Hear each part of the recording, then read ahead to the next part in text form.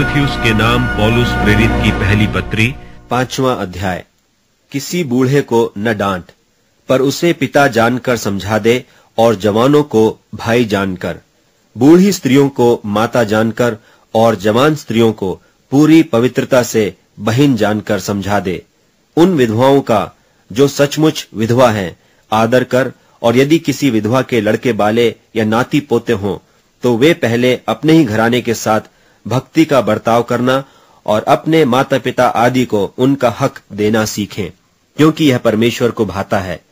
जो सचमुच विधवा है और उसका कोई नहीं, वह परमेश्वर पर आशा रखती है और रात दिन विनती और प्रार्थना में लौलीन रहती है। पर जो भोग विलास में पड़ गई, वह जीते जी मर गई है। इन बातों की भी आज्ञा दिया कर, ताकि वे निर्दोष रहें। पर यदि कोई अपनों की और निज करके अपने घराने की चिंता न करे, तो वह विश्वास से मुकर गया है और अविश्वासी से भी बुरा बन गया है। उसी विधवा का नाम लिखा जाए जो 60 वर्ष से कम की न हो और एक ही पति की पत्नी रही हो, और भले काम में सुनाम रही हो, जिसने बच्चों का पालन पोषण किया हो, पाहुनों की सेवा की हो, पवित्र लोगों के पांव धोए हों, दुखियों की सहायता की हो, और हर एक भले काम में मन लगाया हो। पर जवान विधवाओं के नाम न लिखना, क्योंकि जब वे मसीह का विरोध करके सुख विलास में पड़ जाती हैं तो ब्याह करना चाहती हैं और दोषी ठहरती हैं, क्योंकि उन्होंने अपने पहले विश्वास को छोड़ दिया है। और इसके साथ ही साथ वे घर घर फिरकर आलसी होना सीखती हैं, और केवल आलसी नहीं, पर बकबक करती रहती और औरों के काम में हाथ भी डालती हैं और अनुचित बातें बोलती हैं।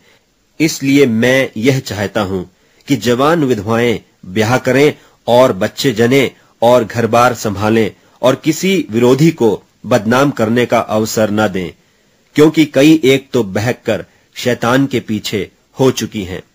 यदि किसी विश्वासिनी के यहाँ विधवाएं हों, तो वही उनकी सहायता करे कि कलीसिया पर भार न हो, ताकि वह उनकी सहायता कर सके जो सचमुच विधवाएं हैं। जो प्राचीन अच्छा प्रबंध करते हैं, विशेष करके वे जो वचन सुनाने और सिखाने में परिश्रम करते हैं, 2 गुने आदर के योग्य समझे जाएं, क्योंकि पवित्र शास्त्र कहता है कि दावने वाले बैल का मुंह न बांधना, क्योंकि मजदूर अपनी मजदूरी का हकदार है।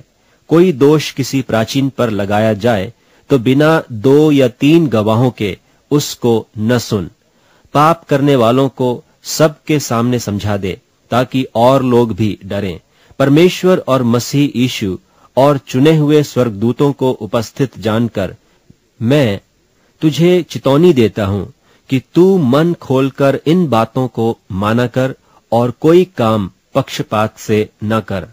किसी पर शीघ्र हाथ न रखना, और दूसरों के पापों में भागी न होना। अपने आप को पवित्र बनाए रख।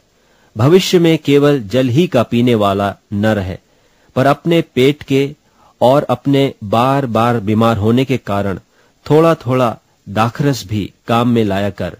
कितने मनुष्यों के पाप प्रकट हो जाते हैं और न्याय के लिए पहले से पहुंच जाते हैं, पर कितनों के पीछे से आते हैं। वैसे ही कितने भले काम भी प्रकट होते हैं, और जो ऐसे नहीं होते वे भी छिप नहीं सकते।